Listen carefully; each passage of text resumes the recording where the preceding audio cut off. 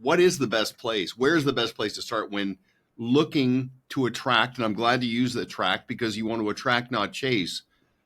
Where does somebody start? Like, let's just sort of ease into that. Yeah. So you know this in your coaching world. You have to have an awareness of what the gaps are, and you have to accurately assess where the gaps are. And so when someone wants to move upstream, we try to start in our consulting business with, is the gap in attracting, is the gap in serving, and is the gap in retaining? And regardless of where the gap is, it's important to use data to understand where you should start. And one of the things I'd recommend advisors do is they pay attention to what I would call higher end fire criteria for wealthier clients.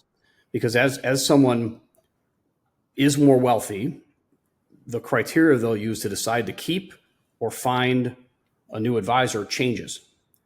So in the 2 to 10 million range, let's start with fire criteria.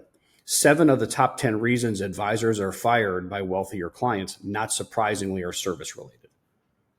So I don't care what words you use, lack of accessibility, responsiveness, follow through. 7 of the top 10 are service related, consistent with mass affluent. But the other 3 are where you want to pay attention. It's, I've outgrown my advisor.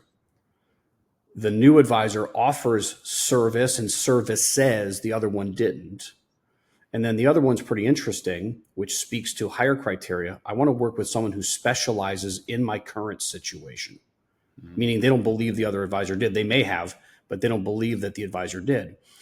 And so on the higher criteria side, the chief consideration moves from promise of better service to brand and reputation. So I always start with, to use your phrase, how do you articulate in writing and how you talk about yourself that professional contrast?